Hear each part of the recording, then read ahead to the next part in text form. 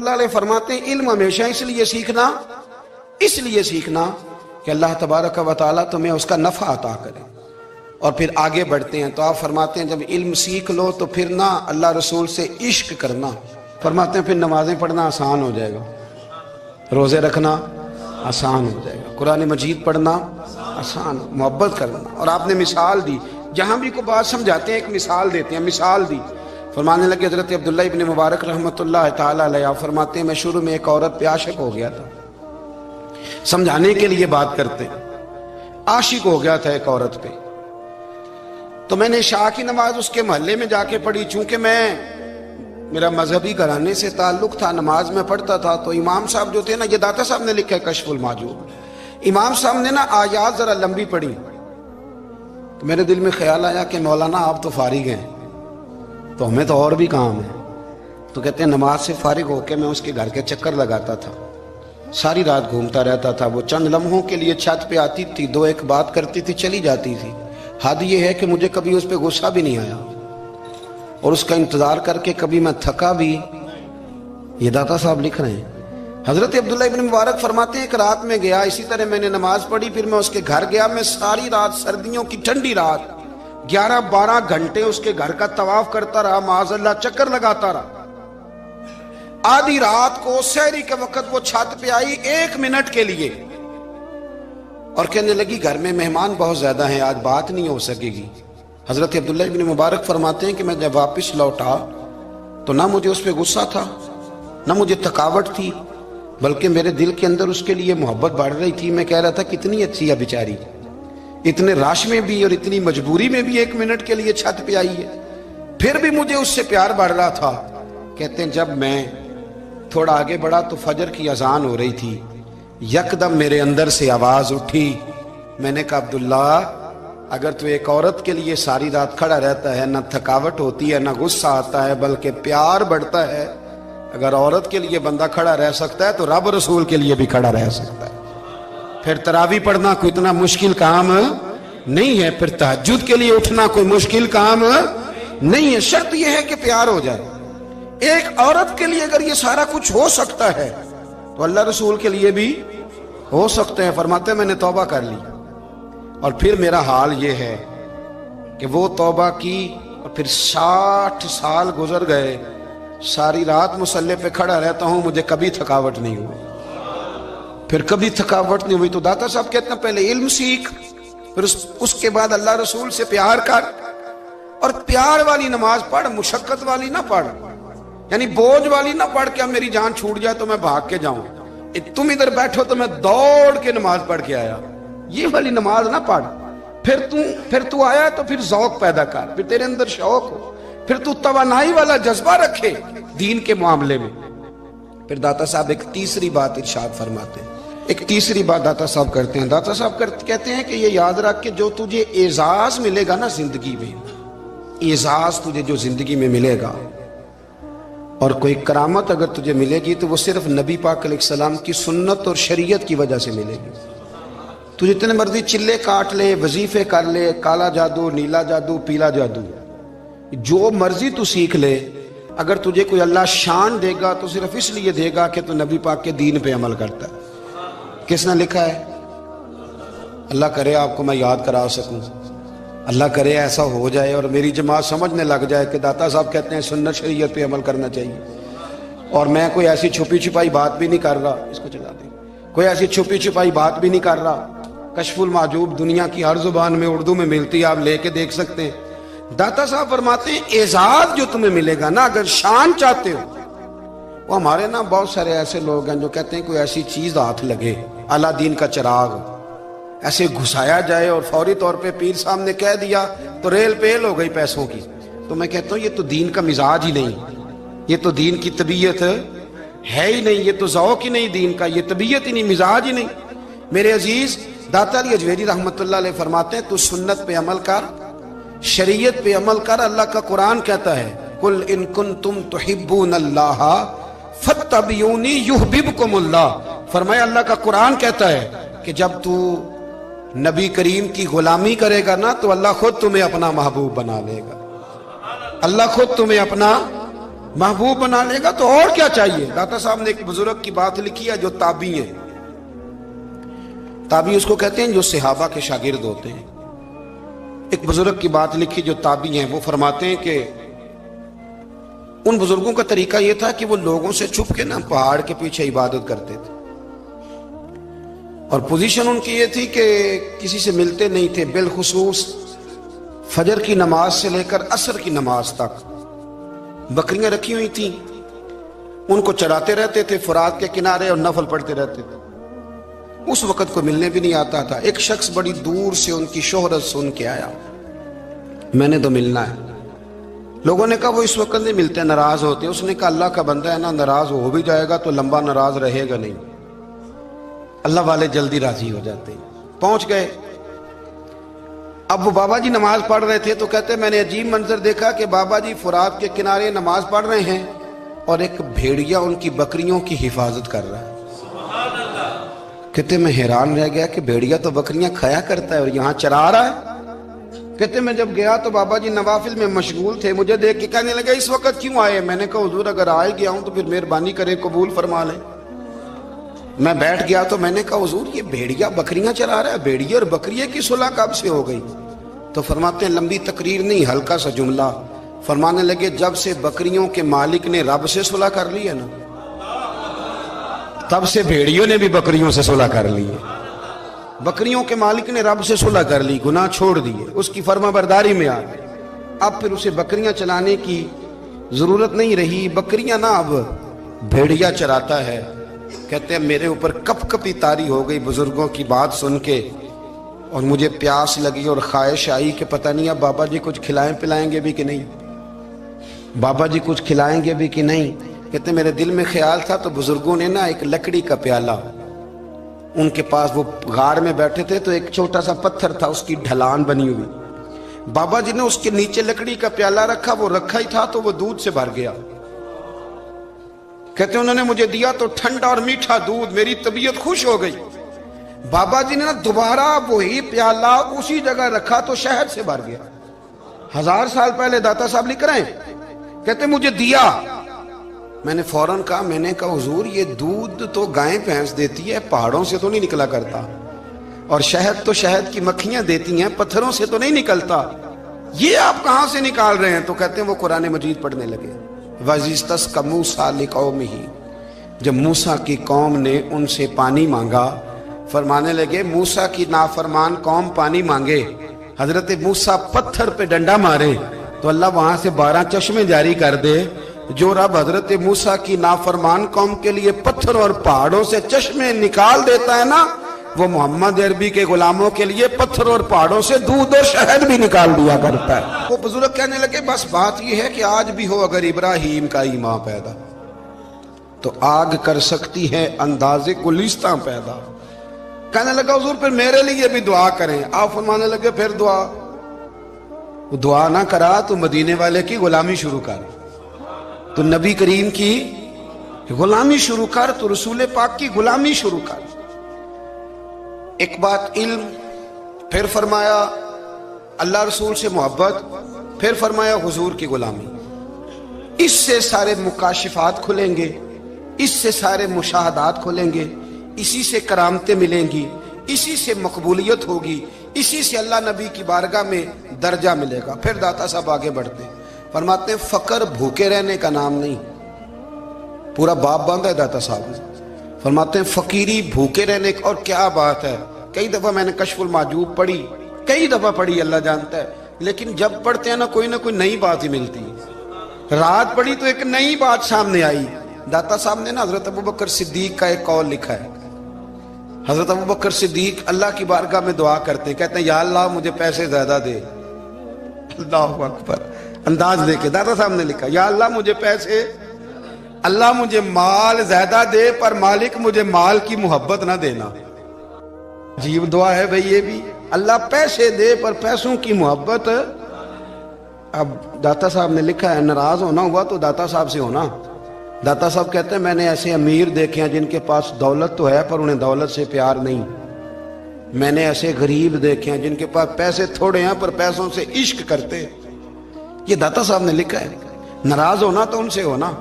मैंने ऐसे अमीर देखे हैं, दौलत है पर दौलत से प्यार अगर अल्लाह ने दी है तो उन्हें बांटना भी आता है, उन्हें सखावत करना भी आता है, खिलाना भी आता है।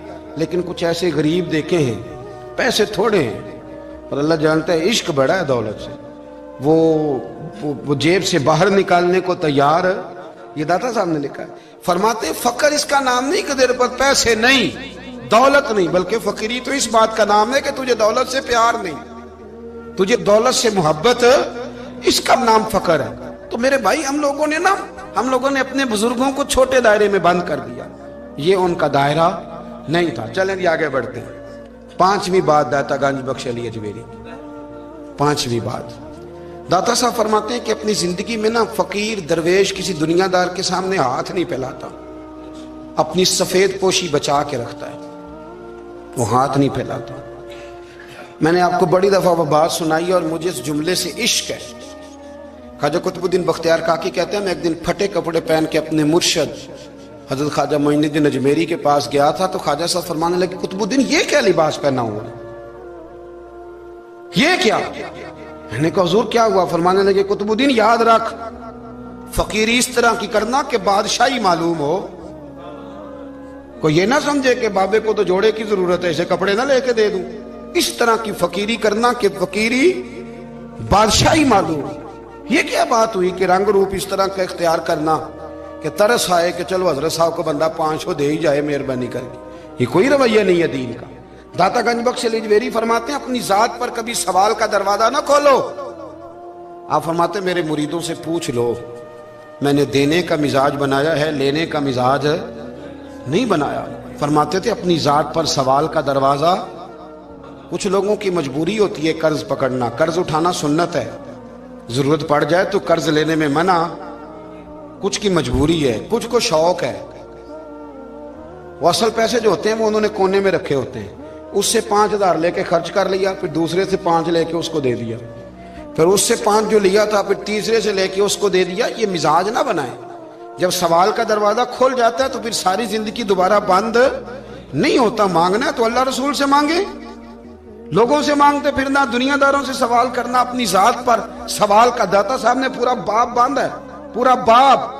और दाता साहब फरमाते हैं, सूफिया की एक जमात है जो कहती है हमने तो कभी अपनी जुबान पर दुख बयान ही नहीं किए, हर शय अपने रब रसूल के हवाले कर दी, हर शय अल्लाह रसूल के। और दाता साहब से कहते हैं, कुछ ऐसे भी हैं जो दुआ भी नहीं मांगते, लोगों के लिए मांगते हैं, अपने लिए नहीं मांगते। आप दुआ क्यों नहीं मांगते? तो कहते हैं अल्लाह को तो पता ही है हमें क्या चाहिए, उसे तो पता ही है। एक बुजुर्ग की बात लिखी है दाता साहब ने, मेरी जमात में ना मिजाज है करामतों का, मुझे वो सारी बातें भी आती हैं कि एक बंदा कराची से आया, दाता साहब हाजिरी दी तो उसकी लॉटरी निकल आई, ये भी मुझे आती है, लिखी पढ़ी है मैंने, किताबों में है ये भी। एक बंदा, ये सारी बातें ना आती हैं करामतों में, बड़ी सारी चीज़ें लोग बयान करते हैं कि मैं वहाँ आया और मैंने हाजिरी दी तो मौज लग गई, ये सारी बातें आती हैं। हमारे पुराने बुजुर्ग और भी किस्से सुनाया करते थे, सारी हमें चीज़ों का पता, पर जो उन्वान है ना वो हजरत शेख अबू नूर कहते हैं कि एक बंदा दाता साहब के मज़ार पे घूम रहा था, दाता 10 रुपए दे, 10 रुपए दे, 10 रुपए दे। तो एक बंदा बड़ी देर से उसे देख रहा था, वो कहने लगा दाता ने तुझे क्या देना है, इधर आ मैं दूँ। उसने 10 दिए, बंदा बड़ा हसीन था, हंस पड़ा, कहने लगा दाता तेरे भी सदके जाऊं। दिलाने लगा तो मुनकर से ही दिलवा दिए, जो नहीं मानता उसी से दिलवा दिए। वो बड़ा परेशान हुआ, मैं और चक्कर में था, इसने मेरे ऊपर ही जड़ दी है बात, कहने लगा दाता तेरे सदके जाऊं। तो ये सारी बातें किताबों में मौजूद हैं, लोगों ने अपने अपने मुशाहिदात जो जिसके साथ पेश आया उसने बयान किए हैं। बहुत सारी बातें काबिले बयान हैं, पर जो उन्वान है मैं उस पर रहना चाहता हूँ। दाता साहब रहमतुल्लाह अलैह फरमाते हैं, हमारी तालीमात हैं कि अपने दुख दर्द दुनियादारों से बयान नहीं कर दे, सवाल का दरवाजा लोगों के सामने खोलना। अल्लाह वालों से कहेंगे कभी कहना होगा तो, दुनियादारों से कहना। कहते हैं कि शेख अहमद नाम के बुजुर्ग थे, सारी जिंदगी किसी को काम नहीं बताया, सारी जिंदगी बड़ी मुश्किलात आई, पर कभी अपनी जात पर सवाल का दरवाजा नहीं खोला। एक ऐसी मुश्किल आई कि जो हल ही नहीं होती थी, किसी ने उन पर कोई इल्जाम लगा दिया। अबू मुस्लिम नाम का एक बादशाह था, उसकी हुकूमत थी, उसने पकड़ के कैद में डाल दिया। अब कैद में हैं, जुर्म लग गया है, فرد جرم عائد ہو گئی ہے، جیل میں ہیں. لوگ کہنے لگے حضرت جی اپنی صفائی میں کچھ کہیں. فرمانے لگے ساری زندگی بندوں سے کچھ نہیں کہا.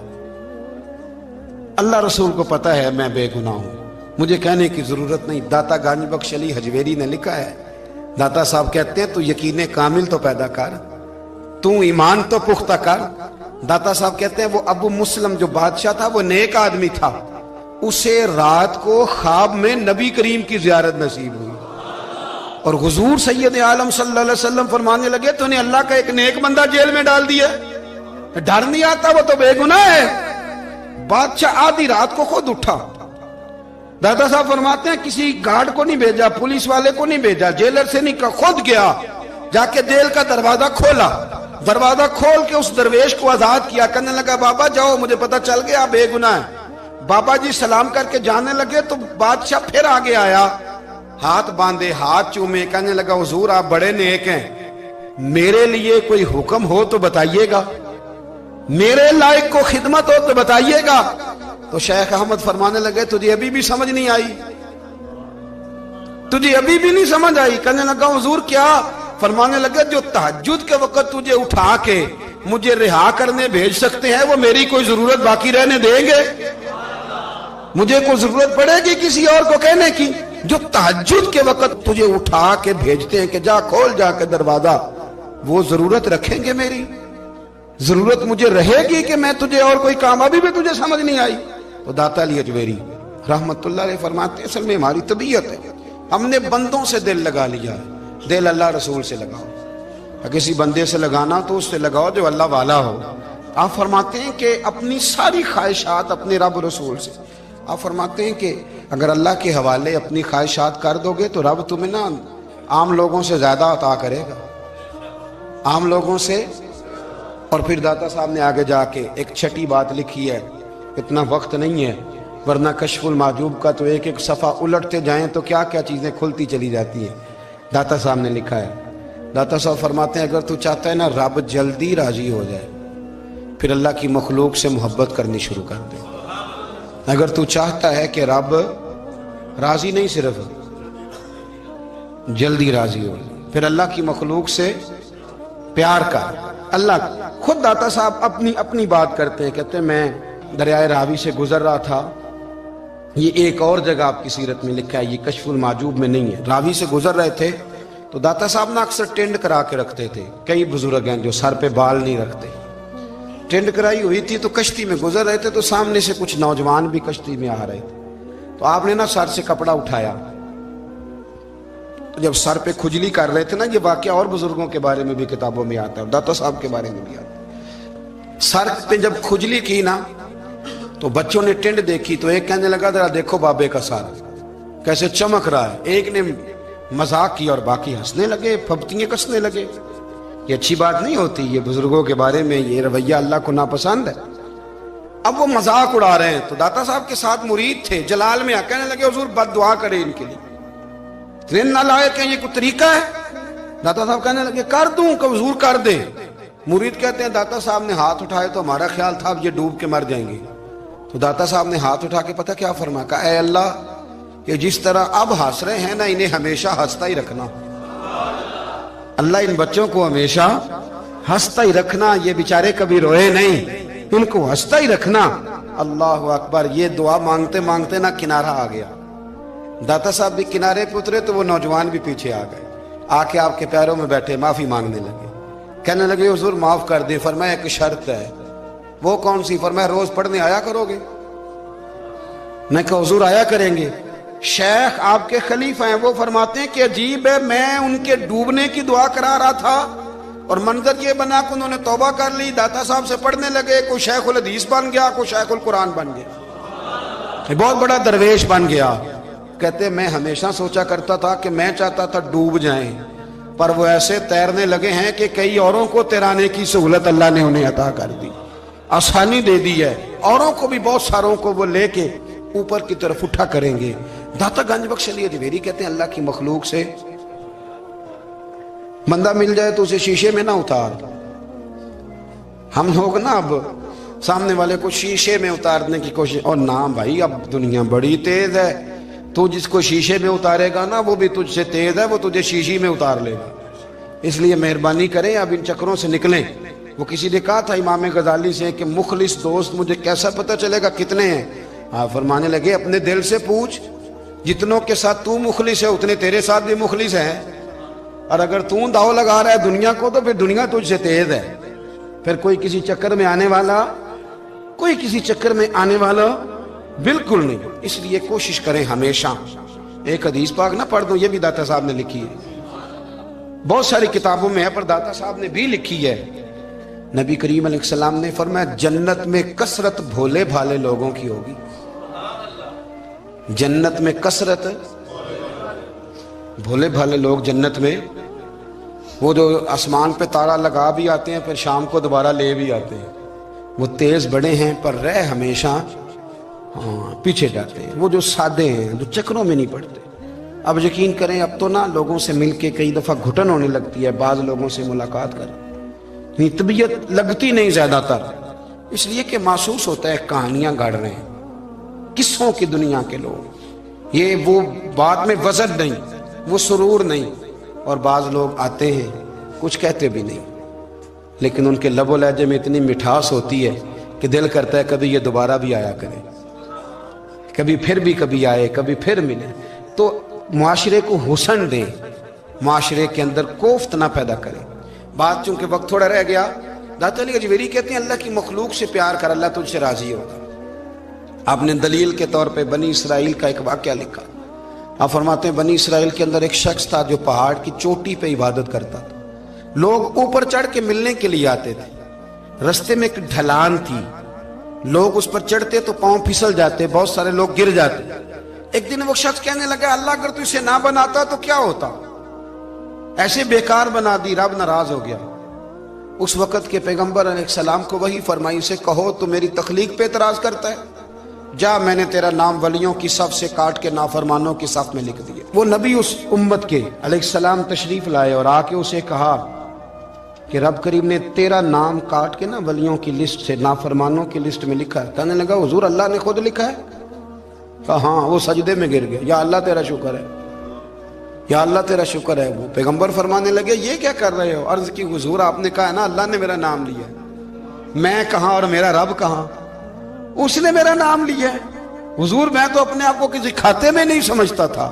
اچھا اگر مالک نے اب مجھے نافرمان فرما دیا ہے اور میری غلطی سے فرمایا ہے دوزخ میں تو میں جاؤں گا۔ حضور آپ اللہ کے نبی ہیں، آپ کے ذریعے کی التجا ہے مالک کے حضور، رب کریم سے عرض کیجئے گا کہ اب مجھے دوزخ میں تو پھینکنا ہی ہے، تو میرا وجود اتنا بڑا کر دے، اتنا بڑا کر دے کہ میں اکیلا جہنم میں آ جاؤں۔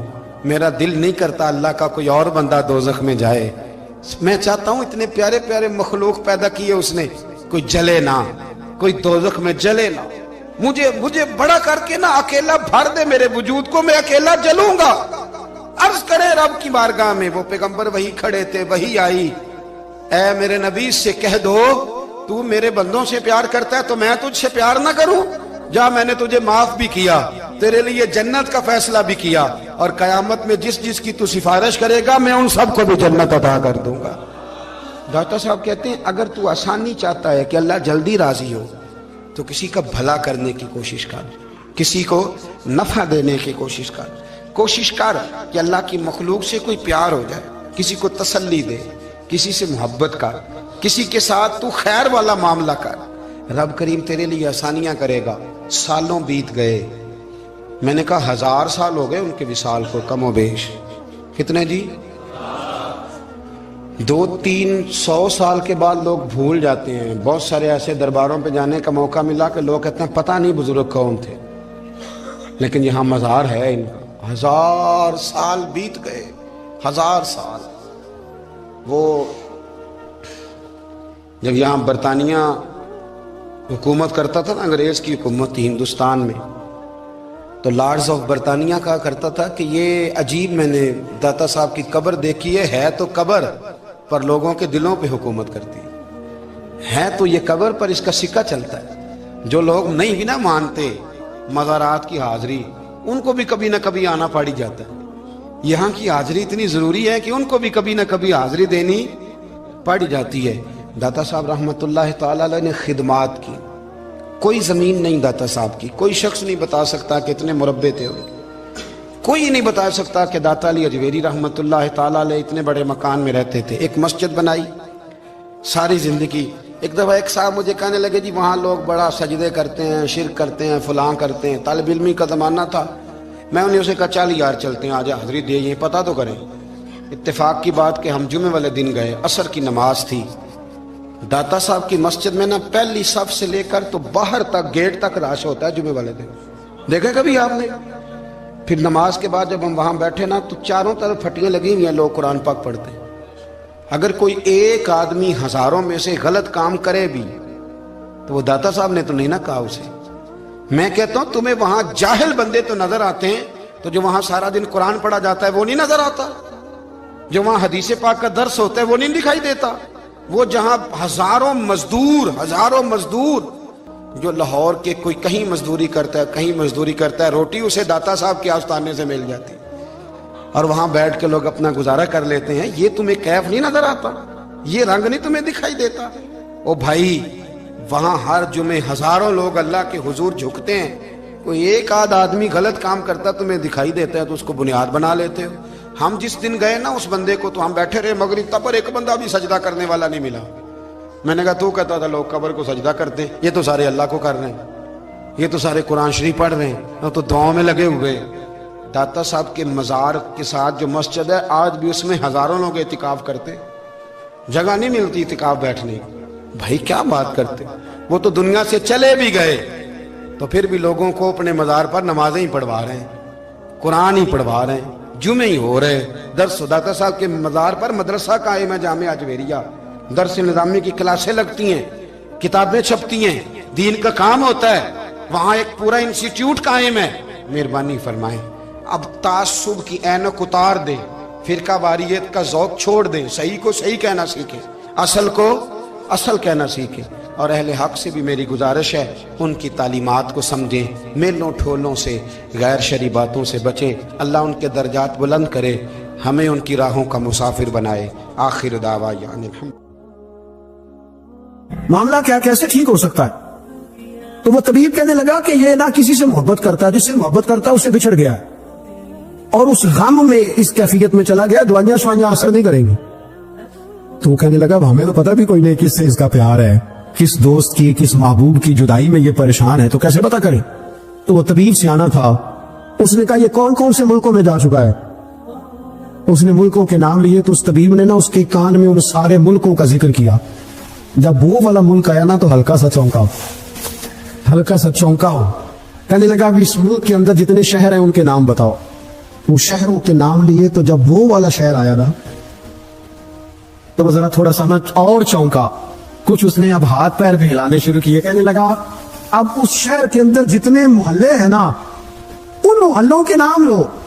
اب جو ایک ایک کر کے محلے کے نام لینے لگے تو جب وہ والا محلہ آیا نا، شہر بغداد دی کی ہے نشانی، اچیاں لمیاں چیراں، شہر بغداد دے ٹکڑے منگساں تے کرساں میرا۔ اور پھر انہیں کہتے ہیں وہ جب اس محلے کا نام آیا نا تو پورا چونک گیا۔ تھوڑے سے لوگ ہوتے تھے، تھوڑی سی آبادی ہوتی تھی، اس نے اس کے باپ سے کہا کوئی طریقہ اختیار کر، اس محلے میں بسنے والے جتنے لوگ ہیں نا ان لوگوں کی فہرست منگا، اس ملک سے اس محلے سے ان لوگوں کی فہرست آئی۔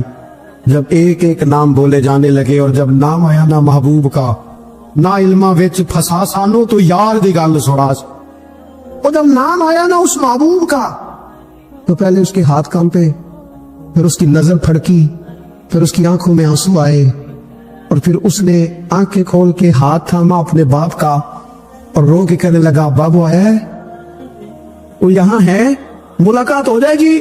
پھر سمجھ آ گئی اس کی شفا کہاں ہے۔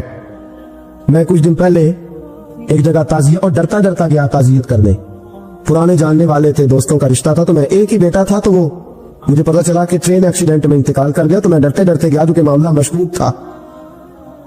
اور جب میں تعزیت کے لیے اندر پہنچا تو ہمارے جو انکل تھے، جن کا میرے دوست تھے، وہ ان کے کچھ عزیز کہنے لگا کہ جی آپ کے ساتھ والے باہر جا سکتے ہیں؟ اور میں نے کہا چلے جاتے ہیں۔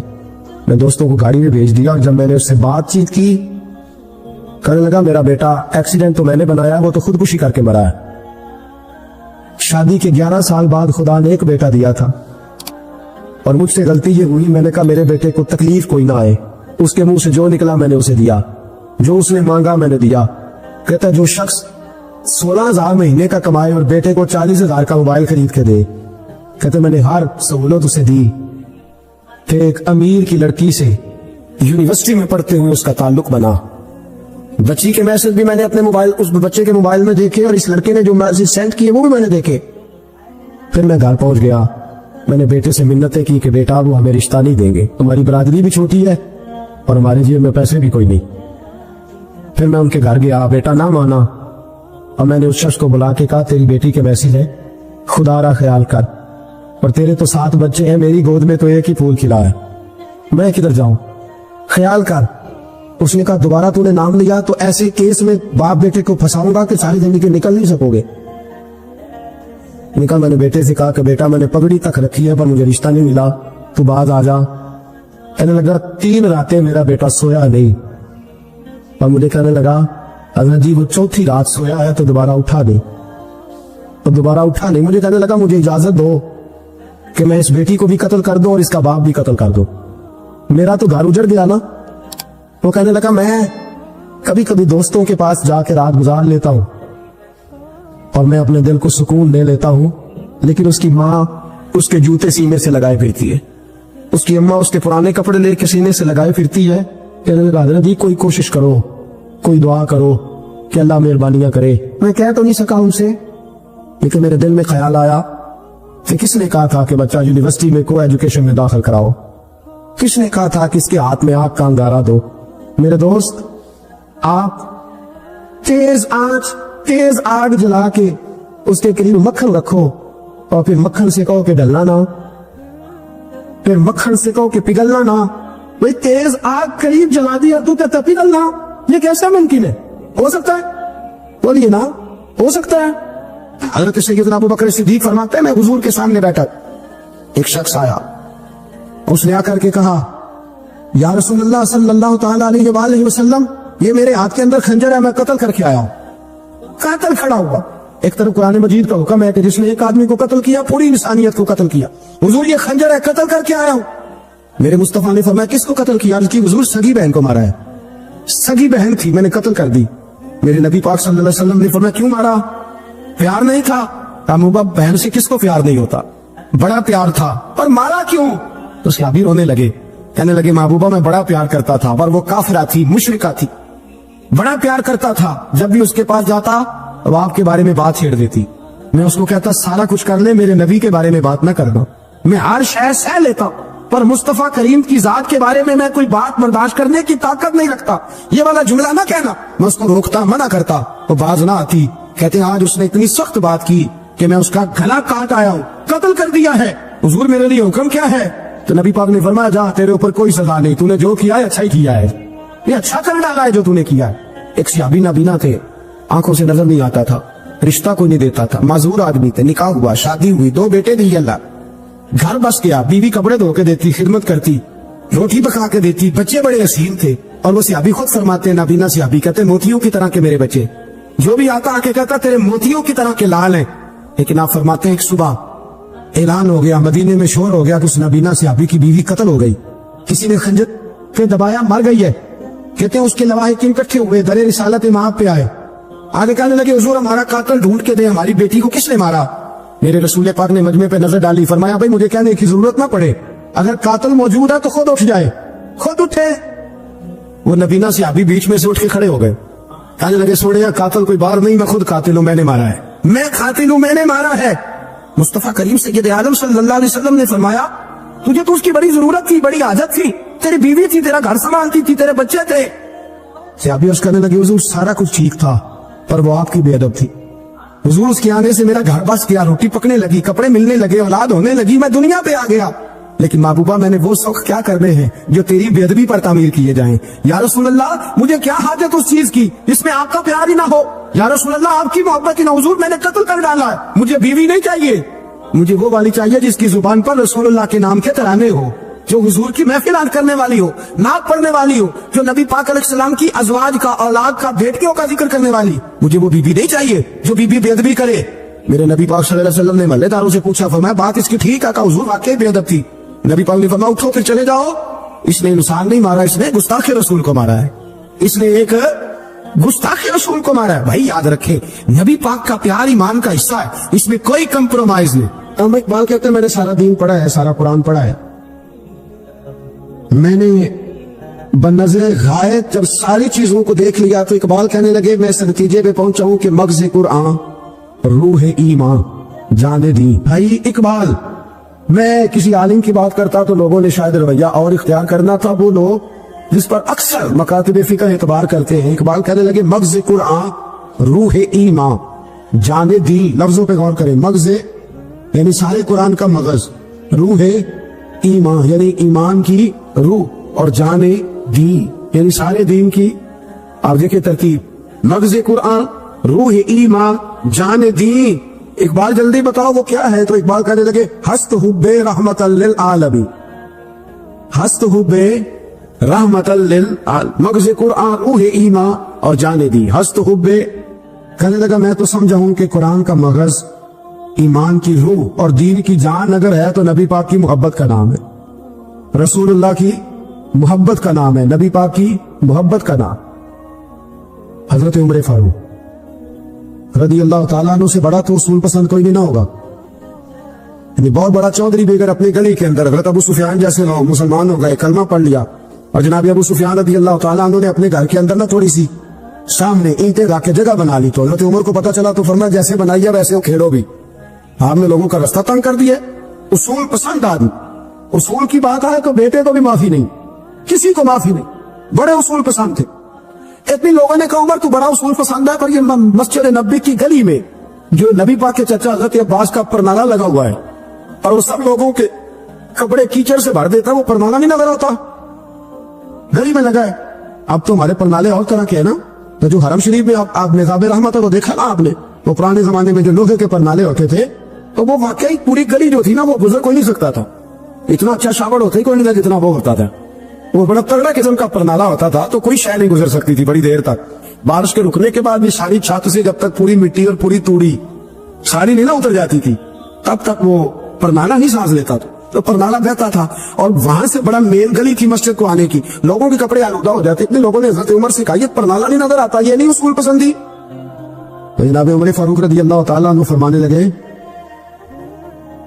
اتار دیتے پرنالہ, یہ بھی اصول پسندی ہے, اتارتے. حضرت عمر فاروق نہ گئے, اور شارحین نے لکھا ہے کہ اونٹ کے اوپر بیٹھ کر آپ نے یوں پکڑ کے نا پرنالہ کھینچا, اور جناب عباس کے گھر والوں سے فرمانے لگے 4 کونے ہوتے ہیں گھر کے, چھت کے 4 کونے ہیں, کسی اور میں لگا لو پرنالہ کو, ضروری ہے کہ نمازیوں والی گلی پہ لگایا جائے. یہ کہہ کے آ گئے, کسی کی ضرورت تھی بات کرے. حضرت عباس آئے تو لوگوں نے آ کے کہا کہ عمر نے پرنالہ کھیڑ دیا, اور فرمایا کہ 4 کونے کہیں اور لگا لو. تو حضرت عباس مسکرائے. لوگوں نے کہا مسکراتے کیوں ہو؟ فرمانے لگے کوئی مسئلہ نہیں, عمر خود آ کے لگا کے جائے گا, جیسے وہ کھیڑا ہے ویسے. لوگوں نے کہا وہ عمر ہے, عمر کو بدلنا اور اس کی بات کو بدلنا, اور اتنی جرت کہ وہ لگا کے جائے. جس بندے کو دیکھ کے شیطان گلی کا رستہ بدل جاتا ہے, آپ اس کی بات کر رہے ہیں. فرمایا میں نے کہہ دیا نا عمر لگائے گا, تو انشاءاللہ عمر لگائے گا. حضرت عباس مسجد میں آئے, نماز پڑھی, تو کہتے میں نے بات چھیڑی تھی. عمر خود کہنے لگے کہ حضور آپ سے تو امید نہیں تھی. حضرت عباس سے کہنے لگے بھئی جگہ بھی ہے, 4 کونے ہوتے ہیں گھر میں, کو ضروری ہے اسی کونے پہ لگے جہاں سے نمازی گزرتے. یہ بخاری مسلم کی حدیث ہے. حضرت عباس کہنے لگے عمر 4 کونے ہیں, میرے پاس جگہ بھی ہے پرنالے کی, میں نے بھی کئی دفعہ سوچا تھا وہ کھیڑ دوں, اور میں بھی اسی گلی سے گزرتا ہوں, میرے کپڑوں میں بھی کیچڑ بڑی دفعہ پڑا ہے, پر مجبوری یہ ہے وہ کھیڑ اس لیے نہیں سکتا کہ یہ پرنالہ میرے نبی کریم نے اپنے دستے مبارک سے لگایا تھا. فرمایا میں مکان بنا رہا تھا, چھت بنا رہا تھا, تو حضور اچانک آ گئے, اور کئی لوگ گواہ ہیں اس کے.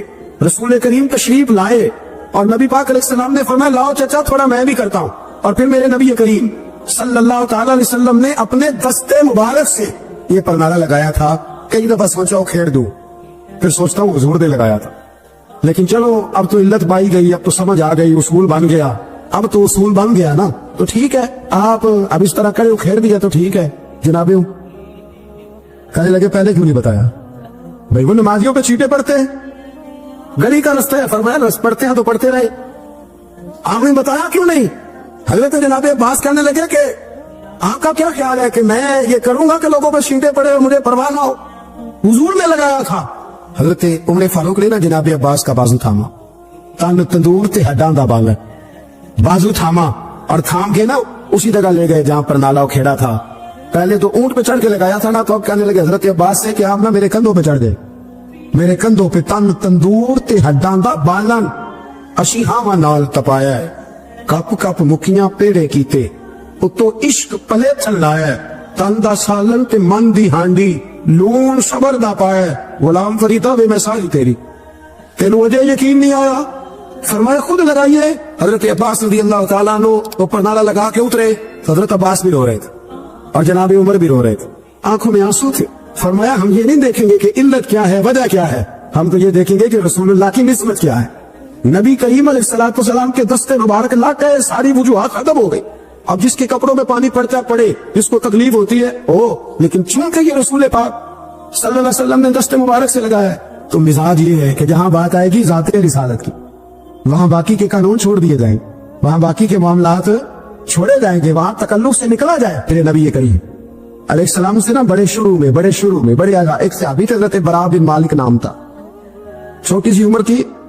حضور گلی سے گزرتے نا کبھی تو جذبہ تھا بڑا, چھوٹی عمر, بعد میں لکھا صرف 14 سال کے تھے, بعد میں لکھا نہیں 14 تو زیادہ ہے, 12 سال عمر تھی. عشق لگا سی کھیڑا کھیڑ دی, 12-14 سال عمر. اصل میں نا بچوں کی ڈائریکشن ٹھیک نہیں, ان کی ڈائریکشن ٹھیک ہو نا تو یہ چوکوں میں کھڑے ہو کے موبائل پہ گیمیں نہ کھیلے اور معاذ اللہ میسج نہ کریں, بلکہ یہ مسجد میں بیٹھ کے نبی پاک کی نعتیں سنیں.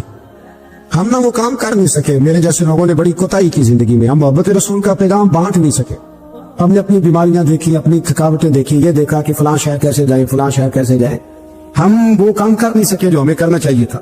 ذمہ تھا, باپ کی ذمہ ہے. نبی پاک نے فرمایا ماں باپ کی ڈیوٹی ہے اپنی اولاد کو میری محبت سکھائیں, پر ہم وہ رنگ دے نہیں سکے, ہم وہ مزاج دے نہیں سکے, ہم نے وہ کوتاہی کی. ہم نبی پاک کا حسن, حضور کی سیرت, اخلاق عالیہ, کردار, گفتار, رفتار, انداز, تربیت, وہ ساری باتیں قوم کو بیان نہیں کر سکے, اس لیے لوگ وہاں پہنچے نہیں. ورنہ مغز قرآن روح ایمان جانے دی, ہست ہو بے رحمت للعالمین, ہم وہاں تک لے جا نہیں سکے. حضرت برا بن مالک نا 12 سال کی عمر ہے, 12 سال. نبی پاک گلی سے گزر رہے تھے تو دوڑ کے آ گئے, آ کے نا حضور سے چمٹ گئے, عرض کرنے لگے حضور کوئی حکم بتائیں, میرا دل کرتا ہے آپ کی بات مانو, کوئی حکم حضور. مجمع الزوائد میں حدیث, اس ایک حدیث کے لیے نا میں کو 5,000 روپے کی پوری کتاب, پوری 10 جلدیں خرید کے لایا تھا. ایک حدیث کے لیے, پیاری بڑی ہے, شاندار بڑی ہے. وہاں میرا دل کیا, میں نے کہا جس کتاب میں ہے نا ساری کتاب ہی منگا لو. کچھ چیزیں بڑی انسان کو انوکھی لگتی ہے نا. حضرت برا بن مالک رضی اللہ, چھوٹی سی عمر ہے, حضور سے لپٹ گئے تو حضور نے فرمایا بیٹے کیا ہوا؟ عرض کرنے لگے حضور کوئی حکم بتائے, میرا بھی دل کرتا ہے عمل کرو. تو حضور میں چھوٹے چھوٹے کام بتاتے ہیں, دکان سے, بچوں کو یہ بتانا ہوتا ہے نا, دکان سے لے آ, یہ کر دے, فلاں کو بلا لے. لیکن حضور ان کی غیر موجودگی میں ان کا ذکر بڑا کرتے. ایک دن کچھ لوگ کہنے لگے حضور بڑا ذکر کرتے ہیں, پر وہ کرتا تو چھوٹے موٹے کام ہے بچہ. نبی پاک نے ایک دن ارادہ کیا کہ ان کو تجربہ نہ کرائے کہ وہ پیار کتنا کرتا ہے. رسول کریم فرمانے لگے میں جو کہوں گا کرو گے؟ حضور کروں گا. فرمایا جاؤ اپنے باپ کی گردن کاٹ کے لاؤ. کس کے لیے؟ جی ابھی حضور نے فرمایا اپنے ابا کا سر کاٹ کے لا. تو وہ دوڑے. ایک روایت میں کہ مولا علی کے گلے میں تلوار لٹک رہی تھی, یوں کھینچی, اور اس نے جذبات سے دوڑے کہ حضور نے فرمایا اسے پکڑ لو ورنہ یہ گردن کاٹ بھی لائے گا, پکڑ لو اسے ورنہ یہ کاٹ دے گا. اللہ کی قدرت کے تھوڑا وقت گزرا تو وہ بیمار ہو گئے. دن میں 2 مرتبہ میرے نبی پاک تیمارداری کر دیتے تھے. ایک شام رسول کریم تشریف لے گئے تو حضور سرانے بیٹھے, ماتھے پہ ہاتھ رکھا تو کریم محبوب ان کے باپ کی طرف کان میں کچھ کہا, ان کے والی سے حضور ہونے لگے. اور پھر حضور نے دوبارہ ماتھا چوما, پیار کیا اور چلے گئے. حضرت برا بن مالک چھوٹی عمر تھی, کچھ نے لکھا طلحہ بن برا نام تھا ان کا. تو حضرت طلحہ بن برا نا اپنے ابا کو قریب بلایا اور چارپائی میں بٹھایا. کہنے لگے ابا جی حضور کیا فرما گئے؟ کہا بیٹا تیرے والی بات نہیں. کہیں بتائیے. کہا نبی کریم علیہ السلام نے فرمایا کہ شام کو نا میرے طلحہ کا انتقال ہو جائے, اور جب اس کی روح پرواز کر جائے تو مجھے خبر کرنا, میں آ کے جنازہ پڑھاؤ. ٹھنڈ بڑی تھی, مدینے میں ٹھنڈ بڑی تھی. حضرت طلحہ نے نا اپنے باپ کا ہاتھ پکڑا اور اپنے سینے پہ رکھا. کہنے لگے ابا حضور تو جو فرما گئے, پر میری وصیت یاد رکھنا, نبی پاک کے دین کا قانون یہ ہے کہ جب کوئی انتقال کر جائے تو جلدی دفن کرو. اس طرح کرنا, رات کا وقت ہوگا جب میرا انتقال ہوگا تو فوراً غسل دے کے نا دفن کر دینا, نبی پاک کو خبر نہ کرنا, نہ بتانا. عمر دیکھو اور بات دیکھو. کب حضور کو کیوں نہیں بتانا؟ حضور خود فرما کے گئے تو کہنے لگے رات کا وقت ہوگا تو جن گلیوں سے حضور نے گزر کے آنا نا وہ یہودیوں کے محلے ہیں، ایسا نہ ہو کہ میرے جنازے کی وجہ سے کوئی یہودی میرے نبی کو تکلیف دے دے، میرے جنازے کی وجہ سے، جنازے کی وجہ یہاں کہتے ہیں حضرت صاحب مجھے بڑا پیار ہے آپ سے، پر میرے گھر ضرور پہنچے، جیسے مرے یا جیے ماں شام کو آپ کو پہنچنا پڑے۔ میرے رسول کریم علیہ السلام کے غلاموں نے دیکھو انداز محبت کیا بیان فرمایا، کہا نبی پاک کو تکلیف نہ ہو میری وجہ سے، میرا جنازہ خود ہی پڑھ کے مجھے دفن کر دینا۔ ان کا انتقال ہو گیا، رات کو دفن کر دیا، صبح حضور تشریف لائے، وہ معبود جنہیں اللہ نے غیب کے خزانوں کی کنجیاں عطا فرمائی، فرمایا بتایا کیوں نہیں، مجھے بتاتے نہ خود جنازہ پڑھتا، میں خود نہ قبر میری تے میرے اپیرا جے کر پاوے پھیرا، قبر دے اندروں ہڈیاں اٹھ کے مجرا کر سن تیرا، کہا بتایا کیوں نہیں، خبر کیوں نہیں کی، میں جنازہ پڑھتا، میں خود پہنچتا۔ تو بابا پڑے عرض کرنے لگے حضور میرا تو پتر تھا، میرے لیے اس سے بڑی سعادت کیا ہوتی کہ آپ جنازہ پڑھاتے، پر اس نے وصیت کر دی کہ حضور کو بتانا نہیں تکلیف ہوگی۔ نبی کریم فرمانے لگے بتاؤ مجھے اس کی قبر کہاں ہے۔ اور یارو غور کرنا، ساری دنیا گنبد خضرا روضہ رسول پہ اور نبی پاک ایک غلام کی قبر پہ تشریف لو، خود نبی کریم گئے اور آج حضور نے دعا انوکھی فرمائی، فرمایا اے اللہ جب میرا طلحہ تجھ سے ملے نا تو ذرا اس سے مسکرا کے بات کرنا، جو تیری شان کے لائق، رسول اللہ کی محبت، نبی پاک کی غلامی، رسول اللہ کا پیار۔ اعلیٰ حضرت کہتے ہیں جان ہے عشق مصطفیٰ، روز فضو کرے خدا، او بھائیو جس کو ہو درد کا مزہ وہ نازے دوا اٹھائے کیوں۔ اور اعلیٰ حضرت فرماتے ہیں جلنا تو ہے، کوئی دولت کے لیے جلتا ہے، کوئی شہرت کے لیے جلتا ہے، کوئی اقتدار کے لیے جلتا ہے۔ فرمانے لگے اے عشق تیرے صدقے جلنے سے چھٹے سستے، جو آگ بجھا دے گی وہ آگ لگائی ہے۔ اگر آج یہ ارادہ کر لینا کہ ہم نے لوگوں کو آسانیاں دینی ہیں، تو میرا یہ خیال ہے کہ صبح خیر نہیں خیر کثیر بٹنی شروع ہو جائے گی۔ اگر ہم یہ ارادہ کر لیں کہ میں نے لوگوں کو آسانیاں، وہ ہمارا مزاج نہیں نا، ہم آسانی لینا چاہتے، اگر ہم بحیثیت مسلمان تھوڑی تھوڑی خدمات سر انجام دینے لگے، تھوڑا تھوڑا سوچنے لگے، دیکھیں رسول کریم کی سوچ مبارک کیا ہے۔ بدر کے لوگ قیدی ہو کے آ گئے، کفار تھے وہ، اب حضور نے فرمایا فیصلہ یہ ہوا مجلس شورا میں صحابہ کی میٹنگ میں کہ فدیہ دیں گے اتنے اتنے پیسے تو آزاد کر دیے جائیں گے۔ کچھ لوگ ایسے تھے جو فدیہ نہیں دے سکتے تھے لیکن حساب کتاب لکھنا پڑھنا جانتے تھے۔ اب حساب کتاب کی تو دین میں بھی ضرورت ہوتی ہے نا، آپ کو وراثت تقسیم کرنی ہے، کئی کام کرنے ہیں، تو نبی پاک علیہ الصلوۃ والسلام نے بھی نا وہاں امت کا سوچا، فرمایا تم اس طرح کرو مسلمانوں کے 10 بچوں کو لکھنا پڑھنا سکھا دو، میں تمہیں آزاد کر دیتا ہوں۔ بحیثیت قوم کی فلاح و بہبود کے لیے جو نبی پاک کے نظریات ہیں، جو حضور کے افکار ہیں، ان 10 بچوں کو لکھنا پڑھنا سکھا دو۔ یار میری سوچ ہمیشہ یہ رہتی ہے کہ میرے بچے لکھ پڑھ جائیں، یہ کیوں نہیں سوچتا کہ میرے محلے کے سارے بچے اگر پڑھ جائیں گے تو یہ محلہ پڑھے لکھے لوگوں کا محلہ کہلائے گا، میرے سویت لوگ کہیں گے کہ بڑی شستہ آبادی ہے۔ میری سوچ کیوں اڑ جاتی ہے کہ فقط میرا ہی بچہ آگے نکلے، تو اپنے فیض کو کھول کے عام کیوں نہیں کرتا؟ تو یہ کیوں نہیں سوچتا کہ جو شجرے سایہ دار ہوتا ہے نا میرے بھائی، وہاں جو بھی آتا ہے وہ پھل کھا کے جایا کرتا ہے، وہ جو بھی آتا ہے وہاں پھل کھاتا ہے۔ اپنے ایک ذہن بنائیں نفع دینے کا، ایک سوچ بنائیں کسی کا فائدہ کرنے، ارادہ کرے کسی کے کام آنے کا، کسی کے لیے بہتری کرنے کا، کسی کے لیے آسانیاں فراہم کرنے کا، کسی کو سہولت دینے کا۔ میرے رسول کریم سید عالم صلی اللہ علیہ وسلم توجہ دلاتے تھے، حضور علیہ السلام نے فرمایا درخت بھی لگاؤ، کھیتیاں بھی لگاؤ، یا رسول اللہ صلی اللہ علیہ وسلم کچھ ملے گا؟ تو حضور نے فرمایا اس کھیت سے، اس درخت سے جب تک کوئی جاندار فائدہ اٹھاتا رہے گا اللہ تمہارے نام اعمال میں نیکیاں درج فرماتا رہے۔ کوئی درخت ہی لگا دو، کچھ کاری دو۔ محمود غزنوی گزر رہے تھے تو بوڑھے کو دیکھا اس کے ہاتھ کامتے ہیں تو پھر بھی وہ زمین کھود رہا ہے اور ایک درخت لگا رہا ہے۔ تو محمود غزنوی اس بوڑھے کو دیکھ کے نا تو بڑے حیران ہوئے، اس کے قریب گئے۔ تو دو قسم کی سوچیں ہوتی ہے نا، ایک یہ سوچ ہوتی ہے کہ بڑا لالچی ہے، اس عمر میں بھی یہ کیا کر رہا ہے، یہ بھی سوچ ہوتی، اور ایک سوچ ہی ہوتی ہے کہ یار کتنا بھلا آدمی ہے، دیکھو ابھی محنت کر کے گزر رہا۔ سوچ ہی ہے نا، منفی کر لے یا مثبت کر لے۔ تو محمود غزنوی آگے بڑھے اور آگے بڑھ کے نا تو آپ اس بوڑھے سے کہنے لگے کہ بابا یہ کیا کر رہے ہو؟ تو کہنے لگے میں درخت لگا رہا ہوں۔ تو کہنے لگے بزرگوں اب آپ کی جو عمر ہے نا، یہ عمر نہ تو آپ اس کے پھل کھا سکیں گے، نہ چھاؤں میں بیٹھ سکیں گے، اور آپ کو تکلیف بھی بڑی ہے۔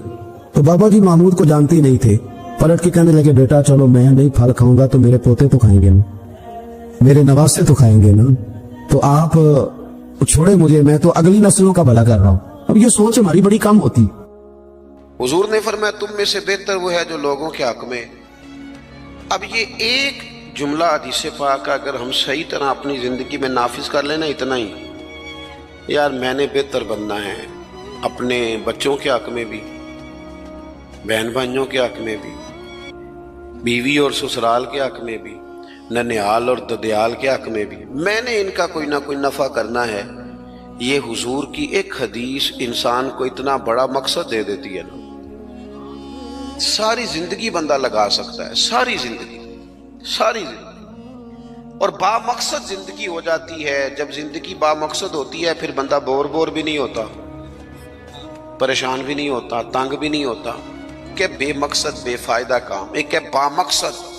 حضرت عثمان غنی رضی اللہ تعالیٰ عنہ فرماتے ہیں کہ حضرت عمر فاروق رضی اللہ تعالیٰ عنہ کا دور مبارک تھا، دوپہر تھی اور گرمی بہت زیادہ تھی، لوگ اپنے اپنے گھروں میں آرام کر رہے تھے۔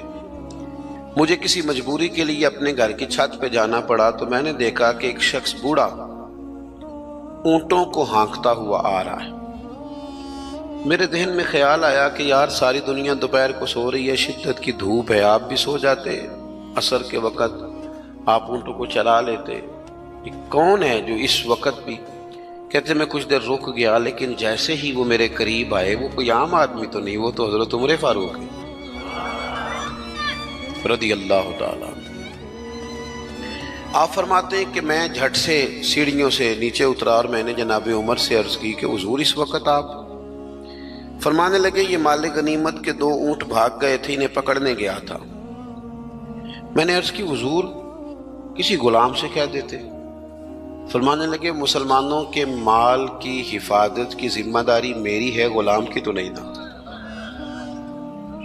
اب ایک مقصد ہے نا کہ میں نے ایک ڈیوٹی کرنی ہے، میں نے ایک خدمت کرنی ہے۔ میں طالب علموں سے کہتا ہوں، علماء سے نہیں، طلباء سے میں کہتا ہوں آپ سارا دن کیوں شکوا کرتے ہیں؟ آپ کمیٹی کی مسجد سمجھ کے اس کی خدمت نہ کریں، اللہ کا گھر سمجھ کے کریں۔ مسجد کمیٹی کی نہیں ہوتی، مسجد اللہ تعالیٰ کا گھر ہوتی۔ اللہ کا گھر جان کر آپ اس کی خدمت کریں گے تو آسانی ملے گی۔ میری بات پر توجہ کریں جی، بیٹھ جاؤ بیٹا، اللہ آپ کو خوش رکھے۔ تو اپنی زندگی میں با مقصد کام جب ہم کرتے ہیں تو پھر تھوڑی سی سکون محسوس کرتے ہیں۔ اسی طرح سے نبی کریم علیہ السلام کا ایک تو یہ فرمان ہمیں مقصد بتاتا ہے۔ ایک دوسری بات سنیں، حضور علیہ السلام نے فرمایا، اچھا میں یہ سمجھتا ہوں کہ نبی پاک علیہ السلام کی اس ایک حدیث پر عمل کر لیا نہ جائے نا، جو ہم سب کو آتی بھی ہے، تو سارے ملک میں سکون ہو جائے، سارے گھروں میں قرار آ جائے، سارے خاندانوں میں خوبصورتی آ جائے۔ حضور علیہ السلام نے فرمایا تم میں سے کوئی اس وقت تک مومن نہیں ہو سکتا جب تک اپنے بھائی کے لیے بھی وہی پسند نہ کرے جو اپنے لیے پسند کرتا ہے۔ آتی ہے نا سب کو حدیث پاک؟ ہاں نہ تو کرو نا، چلو جس کو نہیں بھی آتی تھی اس نے ابھی سن تو لی ہے نا۔ حضور نے فرمایا تم میں سے کوئی اتنی دیر تک مومن ہو سکتا جب تک وہ جو اپنے لیے پسند کرتا ہے وہی اپنے بھائی کے لیے بھی۔ حدیث ہے نا، آپ نے سنی ہوئی ہے نا، ایسے ہی ہے، ایسا ہوتا بھی ہے کہ ہم جو اپنے لیے پسند کرتے ہیں وہی بھائی کے لیے بھی کرتے ہیں، ہوتا ہے ایسے۔ ہم پتہ کیا کرتے ہیں، دکان پہ کپڑے خریدنے جائیں نا تو کہتے ہیں یار کوئی کپڑے دکھا، سور سلوانا ہے، تو 2-4 جوڑے خود لے لیے، پھر اسی انہوں آکید ہے ان کو دین دوان والے بھی وخا، وہ کڑے ہوں نا جڑے پان والے نہیں ہوں۔ ایسی بات ہی ہے نا، اب جو دینے ہیں وہ بھی، یعنی وہ بڑا نیکی کر رہا ہے امیر آدمی، اپنے نوکر کو کپڑے دے رہا ہے، کہتا ہے یہ بالکل ٹھیک ہے، میں نے بس 2 دفعہ ہی پہنا پہ نیا، بالکل وہ بھائی نواں ہوتا تو نہیں سی دینا، بالکل ٹھیک ہوتا تو دیتا۔ ہم کیا کرتے ہیں، ہم ماحول اس طرح کا ہم نے بنا لیا ہے کہ اپنی ذات، اپنے بچے، اپنا گھر، اپنا ادارہ اس میں بند ہو جاتے ہیں۔ ایک سوچ جو امت کی سوچ ہے، جو قومی اور عالمی سوچ ہے، اس سوچ کے مطابق ہم کوئی کام نہیں کرتے جب تک کہ ہم حضور کے اس مقدس فرمان پر نہیں غور کرتے کہ جو میں نے اپنے لیے پسند کرنا ہے وہی اپنے۔ تو مجھے بتائیے جب یہ سوچ ہوگی تو کوئی بندہ ملاوٹ والی چیز بیچے گا، غلط چیز سیل کرے گا، دنیا کو دھوکہ دے گا؟ لیکن ہم تو غور ہی نہیں کرتے، بس حدیث سن لی، معاملہ ختم ہو گیا۔ آپ دیکھیں امام غزالی فرماتے ہیں نبی پاک علیہ الصلوۃ والسلام کے ساتھ حضور کے غلام تھے، ایک درخت پر محبوب نے اشارہ کیا کہ یہاں سے 2 مسواکیں اتاریے، سادی سی بات ہے نا، مسواکیں اتار لی گئیں، خادم اتار لایا، اس نے لا کے حضور کی بارگاہ میں پیش کی۔ ایک مسواک بالکل سیدھی تھی، ایک تھوڑی ٹیڑھی تھی۔ مسواک تھوڑی ٹیڑھی بھی ہو تو دانتوں پر چلنے سے انکار تو نہیں نہ کرتی، نہ کوئی دانت صاف کرنے میں کوئی حرج ہوتا ہے، تھوڑی سی ٹیڑھی تھی، ایک ذرا سیدھی تھی۔ تو نبی کریم علیہ السلام کی خدمت میں غلام نے دونوں پیش کر دی تو محبوب نے ٹیڑھی مسواک رکھ لی اور سیدھی حضور نے غلام سے فرمایا کہ یہ آپ آج کل تو یہ کام الا ماشاءاللہ مذہبی لوگ بھی نہیں کرتے۔ میں ایک جگہ دینی مدرسوں کے اہتمام کرنے والے جو لوگ تھے ان کی میٹنگ تھی، تو وہاں ایک صاحب نے بڑا تقویٰ بیان کیا، کہنے لگا میں نے کبھی مدرسے کی روٹی نہیں کھائی، حالانکہ مدرسے کا محتمم ہوں، میں نے نہیں کبھی چکھی، اتنا پرہیزگار ہوں۔ بعد میں میری باری آئی تو میں نے کہا جی میرا خیال ہے کہ آپ وہی روٹی کھایا کریں جو مدرسے میں پکتی ہے، آپ تقویٰ بدل دیں۔ آپ کو پتا تو وہ بیچارے بچے کھاتے کیا ہیں، جو کچھ کمیٹی کے صدر کے گھر پکتا ہے اور جو محتمم کے گھر پکتا ہے اسے غور کرنی چاہیے کہ طلباء کو وہی دے رہا ہے، ان کے ساتھ بھی رویہ وہی ہے۔ کیوں نہیں ان چیزوں کو سمجھتے کہ ہمیں نبی پاک علیہ السلام نے کن مقاصد حیات سے آگاہ کیا؟ اللہ کے حبیب علیہ السلام نے فرمایا ٹیڑھی مسواک مجھے دے دو۔ عرض کی حضور میرے ماں باپ قربان ہو، میری روح میری جان قربان ہو، آپ سیدھی رکھیں۔ حضور نے فرمایا نا بھئی، میں نے خود ہی تو امت کو قانون دیا ہے کہ مومن وہ ہے جو اپنے لیے پسند کرے وہی اپنے بھائی کے لیے بھی پسند کرے۔ اخلاقاً ایک بات اپنے دل سے پوچھیں، میں اپنے آپ سے پوچھوں، کیا ہمارا بہو کے بارے میں بھی وہی ذہن ہے جو بیٹی کے بارے میں؟ وہ ساری گنجائشیں، وہ ساری معافیاں جو بیٹی کو ملتی ہیں، اور نہیں ابھی بچی ہے تو نہیں ابھی چھوٹی ہے تو نہیں ہم نے ابھی کام کرائے نہیں تو نہیں ابھی مطلب اس پر کوئی بوجھ ڈالا نہیں تھا تو نہیں ذرا یہاں ماحول اور تھا، یہ جتنی کہانیاں بیٹی کے حق میں یاد ہوتی ہیں۔ مومن تو وہ ہے نا جو اپنے لیے پسند کرے وہی اپنے، تو یہ ساری کہانیاں بہو کے حق میں کیوں نہیں یاد آتی؟ یہ کیوں نہیں یاد آتی؟ یہ جو ہم اپنے داماد کو مشورہ دے رہے ہوتے ہیں کہ چل پتر غصہ نہ کر، آہستہ آہستہ ٹھیک ہو جائے گی، تو یہ والا مشورہ اپنے بیٹے کو کیوں نہیں دیتے بہو کے حق میں؟ خدا کے بندو، جب مومن کے اعلیٰ اخلاق ہوتے ہیں، اس کے مقاصد حیات بڑے ہوتے ہیں، وہ چھوٹی چھوٹی کچی کچی کمزور باتیں نہیں کرتا، خود غرض زندگی نہیں گزارتا، اس کا یہ سٹیٹس ہی نہیں ہوتا کہ بس اپنی ذات سے شروع ہو اور اپنی ذات پر وہ ختم ہو جائے۔ وہ بڑی باتیں کرتا ہے، بڑے خیالات کا مالک ہوتا ہے، بڑے حوصلے ہوتے ہیں اس کا ظرف بڑا ہوتا ہے، اس کی سوچ بڑی ہوتی ہے، اس کا مزاج بڑا ہوتا ہے۔ تو اپنی زندگی کے اندر حضرت بایزید بسطامی رحمۃ اللہ علیہ کا ایک یہودی پڑوسی تھا اور مخالف بھی بڑا تھا، ساری زندگی اس نے حضرت بایزید کی مخالفت کی۔ کچھ لوگوں کو پتہ ہوتا ہے کہ جس کی میں مخالفت کر رہا ہوں بندہ ٹھیک ہے، پر اندر کے حسد کا کیا کچھ نہیں نہ جا سکتا، ساری زندگی حسد کرتے، اس نے بھی کیا اور بڑی غلط باتیں پھیلائیں۔ اس سے کوئی غلطی ہو گئی، اس یہودی سے جو یہودیوں کا عالم تھا، اس سے کوئی غلطی ہو گئی، یہودی اس سے ناراض ہو گئے، حالات اس کے خراب ہو گئے، اتنا غریب ہو گیا کہ وہ چراغ جلانے کو بھی پیسے کوئی نہیں، بچہ تھا چھوٹا سا، وہ اندھیرے میں ڈرتا تھا، روتا تھا۔ حضرت بایزید بسطامی گھر آئے تو اپنی گھر والی سے پوچھنے لگے، کل بھی میں نے نوٹ کیا یہ بچہ روتا ہے، آج بھی نوٹ کیا، تو کہنے لگی وہ جو گھر والوں سے پوچھا جو بھی گھر میں موجود تھا، انہوں نے کہا جناب وہ غربت ہے، آپ کو پتہ ہے اس کے حالات بڑے کمزور ہو گئے ہیں، تو بچہ اندھیرے سے ڈرتا ہے، چراغ جلانے کو تیل کوئی نہیں، پیسے کوئی نہیں، دشمن ہے، ساری زندگی مخالفت کی۔ حضرت بایزید نے چراغ میں بتی بھی ڈالی، تیل بھی ڈالا، اس کے دروازے پہ دستک دی، وہ یہودی باہر آیا، آ کر کے آپ کی طرف دیکھا تو آپ نے نا اس کے بولنے سے پہلے فرمایا کہ پوری گلی اور چوک دیکھ لے، بندہ کوئی دیکھ نہیں رہا، اور تو مجھے جانتا ہے، میں جھوٹ نہیں بولتا، میں بتاؤں گا بھی کسی کو نہیں. یہ تو چراغ رکھ لے تاکہ تیرا بچہ سو جائے، آرام سے وہ لیٹ جائے، میں کسی سے ذکر نہیں کروں گا، تیرا میرا راز رہے گا، اور میں نے رات کو میں آیا ہوں، دیکھ بھی کوئی نہیں رہا. وہ یہودی کہتا ہے بولنے کی طاقت ہی کوئی نہ رہی. ہم تو دشمن کو بھی پاکیزہ سزا دیتے ہیں.